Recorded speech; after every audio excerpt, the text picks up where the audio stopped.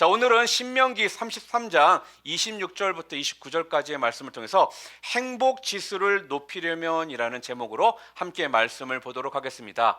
이제 신명기도 이제 마지막 이제 장에 도달했습니다. 내일이면 이제 34장 우리 말씀을 보고 이제 신명기 말씀은 저희가 이제 묵상을 마칩니다. 아마 지난 2달 반 동안 신명기 말씀을 통해서 여러분 모두가 또 많은 은혜가 있었고 또 묵상을 통해 더욱더 하나님의 그 자비하심과 선하심과 인도하심을 여러분 모두가 아마 깨닫는 시간들이셨을 거라 믿습니다. 자, 오늘은 우리 마지막 오늘 신명기 말씀을 통해서 우리들에게 주시고자 하는 하나님의 말씀을 좀 볼 때 오늘 이 말씀에 나와 있는 그 내용에 그 행복한 자다라는 그 행복한 사람이라는 그 표현을 통해서 하나님께서 우리들에게 어떠한 메시지를 주시는지 함께 보도록 하겠습니다. 아마 여러분들 오 해피데이라는 노래를 아마 다들 잘 아실 것입니다. 이 노래는요, 부르는 사람도 굉장히 행복하고 즐거워 보이고요, 또 그 노래를 듣는 사람들도 굉장히 행복해 보이고 즐거워 보입니다. 그러니까 자연스럽게 이 노래가 나오면 나도 모르게 박수를 치게 되고 또한 그 노래에 우리가 호응을 하게 됩니다. 또한 찬송가에도 285장을 보게 되잖아요. 주의 말씀 받은 그날이라는 제목입니다. 그런데 이 찬송가의 영어 제목이 해피데이입니다. 해피데이. 가사가 이렇죠. 주의 말씀 받은 그날 참 기쁘고 복되도다. 기쁜 날 기쁜 날 주 나의 죄 다시 쓴 날, 이런 찬송입니다. 또한 최근에 국민의 삶의 질을 나타내는 2019년도 행복지수 조사를 했습니다. 그런데 우리나라가요, OECD 국가 36개국 중에 30이라는 그런 연구 결과가 나왔습니다. 행복지수 1, 2위가 어디냐면요, 바로 핀란드입니다. 핀란드. 2위는 노르웨이, 3위는 아이슬란드, 4위는 네덜란드였습니다. 자, 그런데 우리가 지금 살고 있는 미국은요, 행복지수 36개국 중에 19위에 기록이 되었습니다. 여러분, 행복지수가 낮다라면 행복지수를 높이기 위해서 아마 다양한 노력들을 해야 할 것입니다. 그 중에는 경제적인 안정, 정치적인 안정, 사회적인 안정, 또한 건강 상태, 주거 환경, 자연 환경, 고용률, 이혼율, 자살률, 범죄율 등등 많은 것들이 개선이 되어야 할 것입니다. 자, 그런데요, 그 중에서도 특별히 가장 중요한 것이 하나가 있는데 바로 그것은요, 이 모든 것의 주체가 바로 사람이라는 거예요. 그렇기 때문에 사람의 변화가 관건이다라는 것입니다. 변화된 사람이요, 변화된 사회를 만들고요, 행복한 사람이요, 행복한 세상을 만들기 때문입니다. 자, 그렇다면 우리가 행복지수를 높이려고 한다면 어떻게 해야 될까요? 세상이 말하는 행복지수를 높이는 방법이 아니라, 자, 그렇다면 성경에서는 무엇라고 이야기하고 있느냐 하는 것입니다. 첫 번째, 우리가 행복지수를 높이려면요, 무엇을 높여야 되느냐? 바로 우리의 신앙지수를 높여야 됩니다. 행복지수를 높이기 위해서 저는요, 계속적으로 저희가 지금 모세가 이스라엘 백성들을 인도해내는 그 모습 가운데에서 모세의 그 삶, 모세를요, 롤 모델로 좀 생각해서 한번 여러분들과 말씀을 나누려고 합니다. 자, 그는요, 그가 임종하기 바로 전에 마지막 축도를 이스라엘 백성들을 향해 했습니다. 그 축도가 바로 오늘 우리가 함께 읽었던 본문 33장 29절에 나와 있는 내용입니다. 자, 우리 29절 말씀 우리 함께 좀 읽어볼까요? 함께 읽겠습니다. 이스라엘이여, 너는 행복한 사람이로다. 여호와의 구원을 너같이 얻은 백성이 누구냐?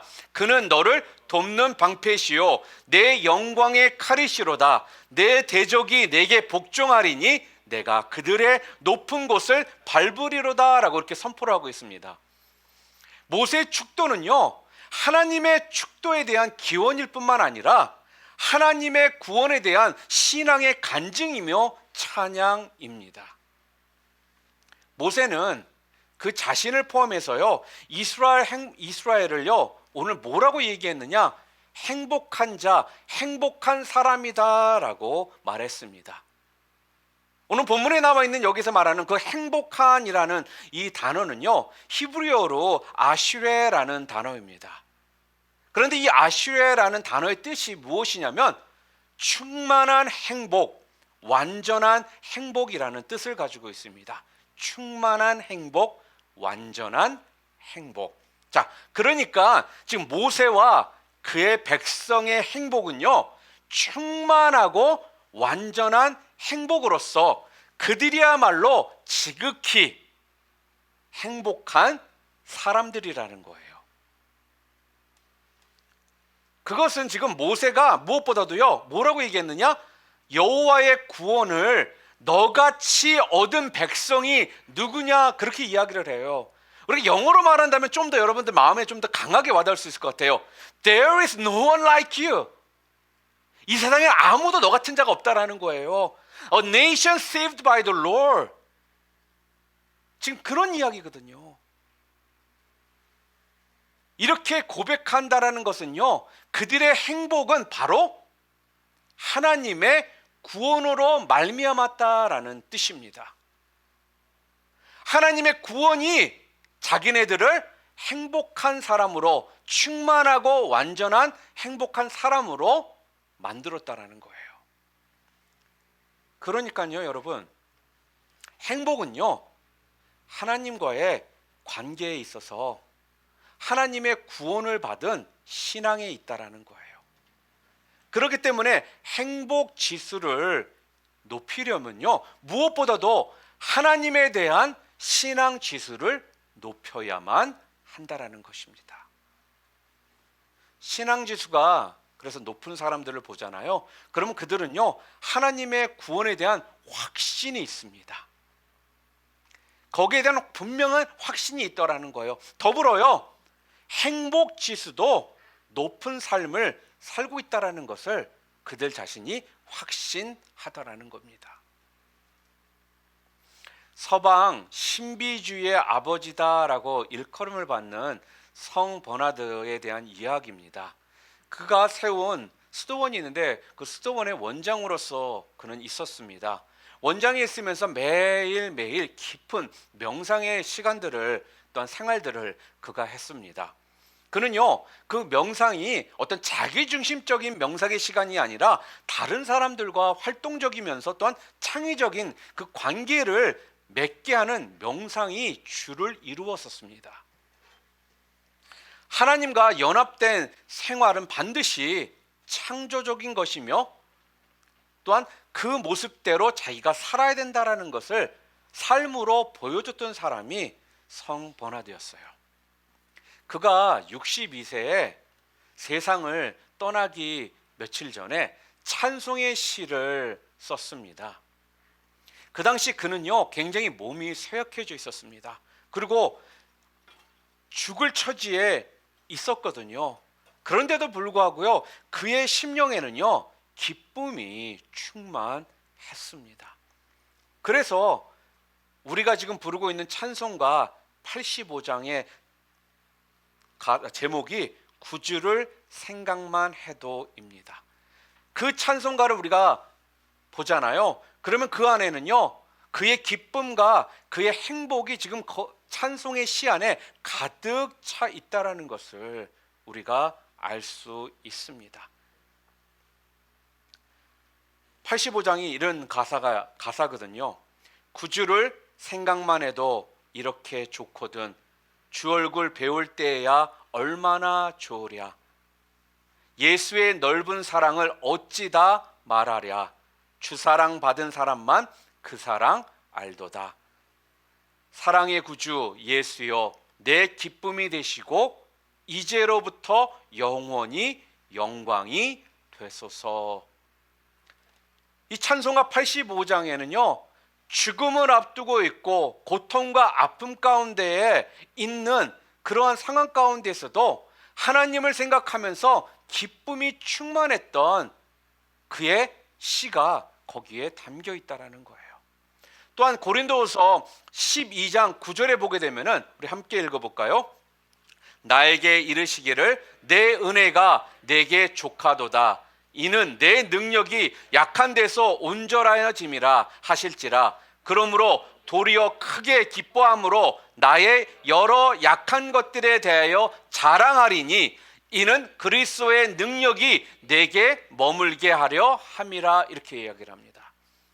여러분, 우리가 자주 쓰지는 않지만 우리 한국 사람들이 쓰는 단어 중에 우환질고라는 단어가 있습니다. 사자성어잖아요. 우환질고. 이게 무슨 말이냐? 근심, 걱정, 질병, 고생, 그것을 말할 때 우환질고라고 이야기를 합니다. 근데 우환질고는요, 사람들을 굉장히 불행하게 만들기가 쉽습니다. 왜요? 우리가 근심이 있고 걱정이 있고 질병이 있고 어떤 고생하는 상황 가운데 놓이게 되잖아요. 우리는 그때부터 우리 자신들을 불행하게 여기기 시작한다라는 거예요. 자, 정말로 이번 코로나 팬데믹을 통해서 많은 사람들이요, 근심, 걱정, 고생을 하였고요, 또한 질병 가운데에 있기도 했습니다. 자, 그런데요, 놀라운 결과가 있는데 복음주의 신앙인들은요, 도리어 우환질고의 시간에 더욱 하나님을 신뢰하게 되었고 믿음이 성장했으며 물질 생활도 더 잘했다라는 그런 보고가 나왔습니다. 여러분, 왜 그럴까요? 일반적으로 우환질고의 그런 상황 가운데 놓이게 되면 우리가 쉽게 내 자신을 어떻게 해요? 불행하게 만들기가 쉽다라는 것이 일반적으로 우리가 알고 있는 것이거든요.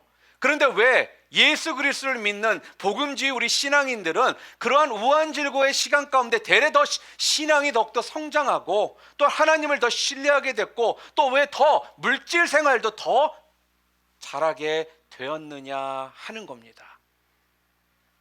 그 이유는요, 하나님의 구원을 받은 성도, 곧 하나님의 그 은혜와 능력이 바로 우환질고 중에 더욱 온전해짐을 믿는 성도는요, 그의 신앙지수만큼 행복지수도 높아지는 것을 체험했기 때문이라는 거예요. 믿기는 여러분, 우리 모두도요, 비록 지금 좋지 않은 상황 가운데 우리가 있을지라도요, 아니요, 우환질고의 그런 상황 가운데 있을지라도요, 바로 하나님의 그 은혜와 능력 가운데 우환질고의 시간이 되레 더 내 신앙이 하나님 앞에 더욱더 가까이 나아가고 하나님을 신뢰하며 성장하는, 또 그것을 통해 여러분과 저의 행복지수가 높아지는 그러한 시간이 될 수 있기를 주님의 이름으로 축원합니다. 그리고 두 번째로 행복지수를 높이기 위해서는요, 봉사지수를 높여야 합니다. 임마누엘 칸트는 세 가지 행복을 말했습니다. 첫 번째 행복은요, 할 일이 있는 사람은 행복하다. 두 번째는요, 사랑할 사람이 있으면 행복하다. 세 번째는 무언가 앞을 내다볼 수 있는 희망이 있으면 행복하다라고 말을 했습니다. 그리고 셋째 행복, 곧 희망을 찾은 사람은요, 첫째 행복, 일할 것, 둘째 행복, 사랑할 사람도 반드시 찾을 것이다 라고 말했습니다. 하나님의 사람 모세가요, 살아온 그 세월은요, 참으로 험악한 세월이었습니다. 그는 사실 애굽 공주의 아들로서 부귀영화를 얼마든지 누릴 수가 있었습니다. 자, 그런데요, 히브리서 11장 24절과 25절에 보니까 이렇게 말하죠. 함께 읽어보도록 하겠습니다. 믿음으로 모세는 장성하여 바로의 공주의 아들이라 칭함받기를 거절하고 도리어 하나님의 백성과 함께 고난받기를 잠시 죄악의 낙을 누리는 것보다 더 좋아하고 라고 했습니다. 그것은 그에게 미래에 대한 희망이 있었기 때문에, 그리고 모세는요 할 일이 있었기 때문에, 모세는요 사랑하는 사람이 있었기 때문에 가능했다라는 겁니다. 하나님의 사람 모세가 그 험난한 세월을 살았음에도 그토록 지극히 행복한 사람이 될 수 있었던 것은요, 그의 신앙 지수도, 하나님에 대한 신앙 지수도 높았지만 봉사 지수도 또한 높았기 때문이었습니다. 물론 그의 광야 그 40년 동안의 생활을 바라보잖아요. 그의 봉사 생활은요 결코 쉽지가 않았습니다. 그런데 모세와 이스라엘 백성에게 있어서 하나님은 그들에게 돕는 방패가 되어 주셨다라는 것을요 그는 분명히 알았다라는 거예요. 행복은요 하나님과의 그런 관계에 있어서 그 하나님의 그 구원을 받는 신앙에 있을 뿐만 아니라 사람들과의 관계에 있어서 하나님의 어떤 도움에 힘을 입어 가지고요 섬기는 봉사에 또한 있다라는 거예요. 그러므로 행복 지수를 높이기를 원한다라면 하나님에 대한 신앙 지수를 높일 뿐만 아니라 사람들에 대한 봉사 지수를 높여야 합니다. 봉사 지수가 높은 사람은요 하나님께서 하나님의 그 도움을 더 많이 체험을 하고 더불어 행복 지수도 높은 삶을 살아가게 되는 겁니다. 한국의 구두닦이 김정아 목사님에 대한 이야기입니다. 아마 아시는 분들은 아마 이 목사님에 대한 스토리를 아마 들어보셨을 거예요. 부모가 이혼을 했습니다. 근데 갓난아기 때. 그래서 갓난아기 때부터 조부모의 손에서 자랐습니다. 그러다가 그는 삼척에서 무작정 상경을 해요. 17살 때부터 공장에서 근로자로 일을 합니다. 그리고 여러 직업들을 전전하며 살면서 9년 만에 야간 고등학교를 졸업을 합니다. 그리고 8년 만에 방송통신대를 또한 졸업을 합니다. 그런데 그 과정 가운데 교통사고도 당했고 또 감전도 당하고 또 폐결핵 등 7번이나 죽을 고비를 넘기면서요 예수님을 영접합니다. 그는 하나님의 은혜를 이렇게 체험하고 나서는요 신학교에 갑니다. 그리고 장신대를 졸업하고 2006년도에 교회를 개척합니다. 그의 주요 사역은요 알코올 중독자와 어떤 극빈층을 돕는 그러한 사역이었습니다. 그들에게 복음을 전하는 그런 사역이었거든요. 그런데 그 사역을 하면서 그는요 사람들을 계속적으로 돕기 위해서 폐지도 줍고 또한 구두 닦기도 시작을 했던 것입니다. 그래서 NGO 컴패션이라는 그런 단체를 통해서 해외에 어린아이들 9명을 후원하게 됩니다. 그래서 매달 한 40만 원 정도의 돈을 보내기 시작합니다. 그런데 그런 일을 하고 있는 중에 2010년도에 루게릭병이 발병합니다. 그래서 말과 거동이 이제 어려워지게 되었습니다. 그럼에도 불구하고 그는요 그 나눔과 섬김의 삶을요 멈추지를 않았어요. 그리고 아내와 두 자녀도 합세해서 후원금을 마련했습니다. 그에게 구두를 맡기러 오던 사람들이 이 목사님의 그 소식에 감동을 받아가지고요 이 목사님과 함께 그 어린아이들을 돕는 후원자들이 되었다고 합니다. 또한 몇 년 전에는요 후원금 2,500만 원을 주변에 있는 지인들과 함께 모아가지고 해외 아동들에게 또한 보내기도 했다고 합니다. 여러분들이 잘 아시는 탤런트 차인표 씨가요 TV에 나와가지고 김 목사님을 자기의 멘토로 칭하기도 했었습니다. 또한 국민 추천 포상 수상자로 대통령 표창을 받기도 했습니다. 그리고 이 목사님께서 자서전을 냈는데요. 그 자서전의 제목이 무엇인 줄 아십니까? 지금 행복합니다 였습니다. 언제 어디서나 지금 행복합니다라고 고백하는 그의 높은 행복 지수는요, 바로 신앙과 함께 하나님으로부터 받은 그 은혜가 너무나 크기에 봉사를 통해 섬기고자 하는 그 마음에서 비롯되었다라는 것입니다. 그래서 신앙과 함께 그 봉사를 통해서 그의 행복 지수가 이렇게 높았음을 우리는 알 수 있습니다. 마태복음 25장 34절부터 36절까지와 40절에 이렇게 말씀합니다. 그때의 임금이 그 오른편에 있는 자들에게 이르시되 내 아버지께 복받을 자들이여 나와 창세로부터 너희를 위하여 예비된 나라를 상속받으라. 내가 쥐릴 때에 너희가 먹을 것을 주었고 목마를 때에 마시게 하였고 나그네 되었을 때에 영접하였고 헐벗을 때에 옷을 입었고 병들었을 때에 돌보았고 옥에 갇혔을 때에 와서 보았느니라. 그리고 40절에 이렇게 얘기합니다. 너희가 여기 내 형제 중에 지극히 작은 자 하나에게 한 것이 곧 내게 한 것이니라. 아멘.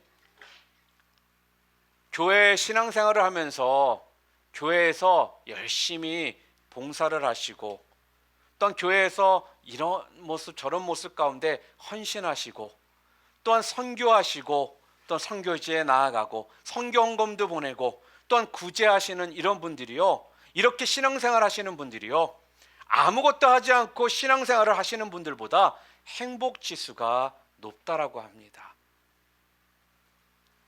여러분, 이기적인 인간관계는요, 사람을 불행하게 만들기 쉽습니다.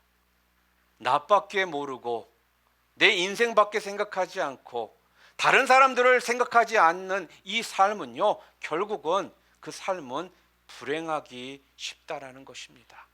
그런데 지극히 작은 자 하나에게 나눔과 섬김으로 봉사하는 성도는요, 그의 그 봉사 지수만큼 행복 지수도 높아지는 것을 체험하게 될 줄 믿습니다. 세 번째로 행복 지수를 높이려면 세 번째, 자족 지수, 곧 만족 지수를 높여야 합니다. 행복은 자족에 있다라는 말이 있습니다. 영어로 이렇게 하죠. Happiness lies in the contentment. 이런 말이 있습니다. 행복은 자족에 있다. 행복은요, 외부적인 조건과 상관되어 있습니다만은 자신의 이 마음가짐과 이 태도에 더욱 직결되어 있다라는 거예요. 아무리 좋은 환경 또 여건을 가지고 있을지라도요, 스스로 족한 줄을 모르는 사람은요, 행복 지수가 낮을 수밖에 없습니다. 반면에 열악한 환경과 또한 조건에 처해 있을지라도요, 스스로 자족할 줄 아는 사람은요, 행복 지수가 높을 수밖에 없습니다. 출애굽의 영웅 모세는요, 그의 비전과 사명은요, 다른 데 있지 않았습니다. 가나안 땅에 들어가는 것이었습니다. 그는 오직 그 일념으로 광야에서 그 40년의 세월들을요, 견뎌왔거든요. 그가 믿고 따르는 하나님은 그와 그의 백성들에게 구원을 주시는 하나님이시며 돕는 방패이실 뿐만 아니라 오늘 본문 29절에 뭐라고 됐다고요? 영광의 칼이다라고 모세는 선포했습니다. 여기에서 영광의 칼이라는 것은 무슨 뜻이냐면요, 승리를 주시는 하나님이라는 뜻입니다. 그러니까 모세는요, 그가 가나안 땅에 들어갈 때에 하나님께서 영광이 칼이 되셔서 그와 그의 백성들에게 승리를 주실 것을 확신하고 있었다라는 거예요. 그래서 그는요, 하나님께 나를 건너가게 하사 요단 저쪽에 있는 아름다운 땅, 그 신비로운 땅 레바논을 보게 하옵소서라고 그렇게 하나님 앞에서 구했던 것이었거든요.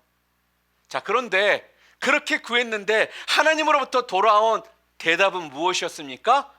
신명기 3장 26절에 나오죠. 그만해도 족하니 이 일로 내게는 다시 말하지 말라. 그렇게 하나님께서 말씀하시더라는 거예요.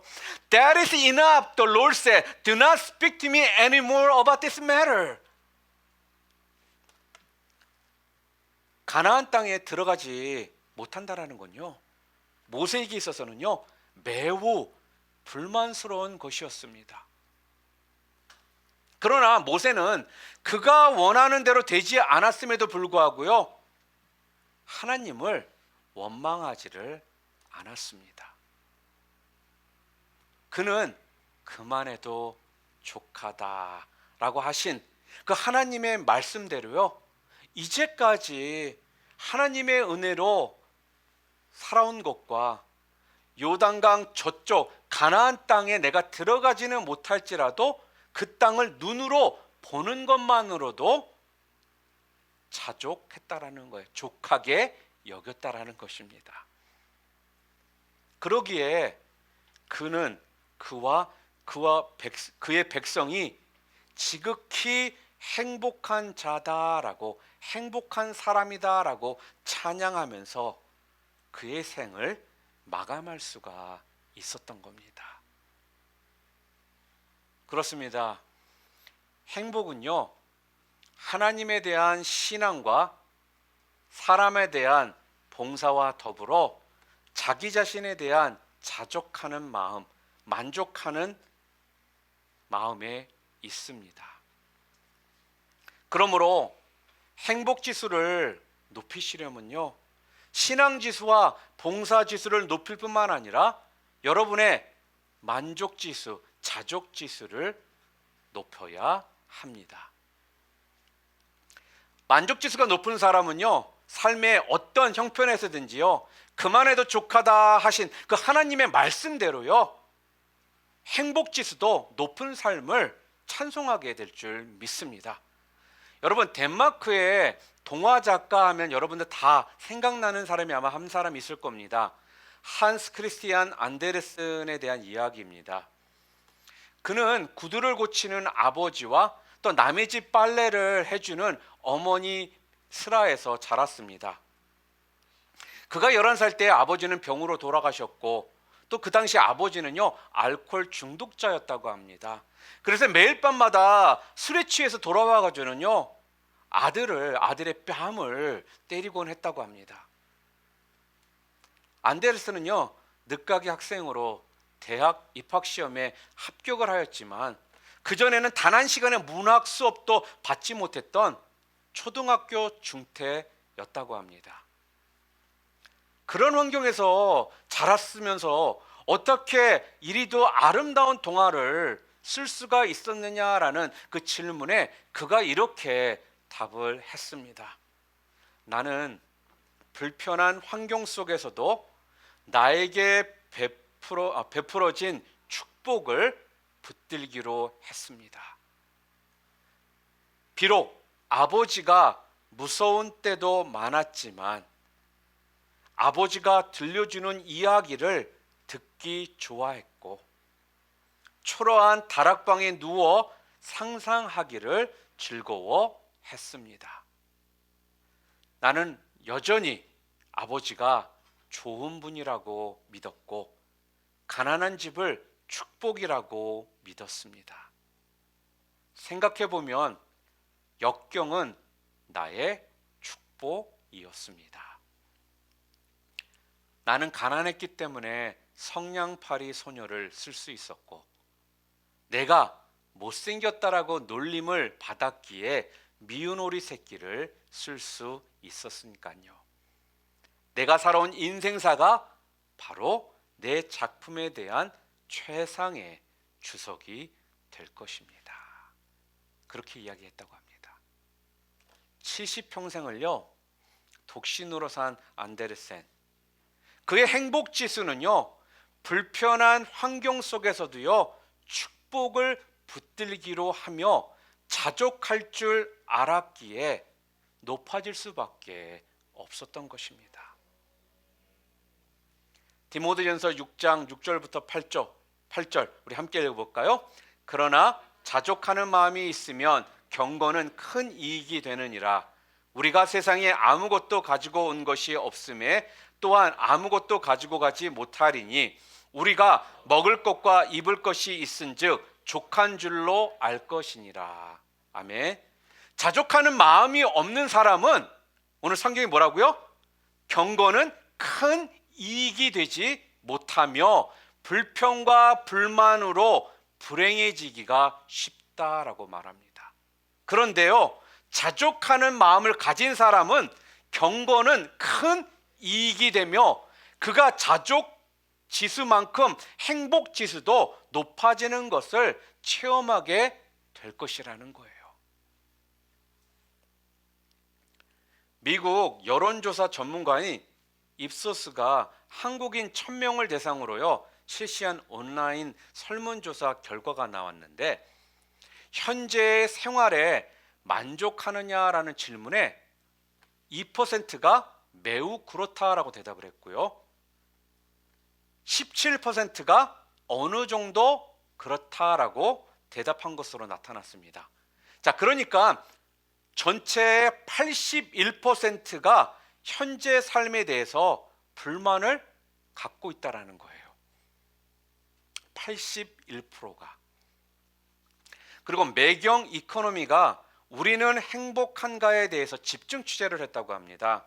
설문조사 결과 행복의 조건으로 가장 중요하게 여기는 것은 첫 번째 29.9% 화목한 가족 관계, 두 번째는 22.5%로 긍정적인 마음가짐, 세 번째는 20.8%로 건강, 그리고 네 번째 15%로 재산 순으로 그렇게 결과가 나왔다고 해요.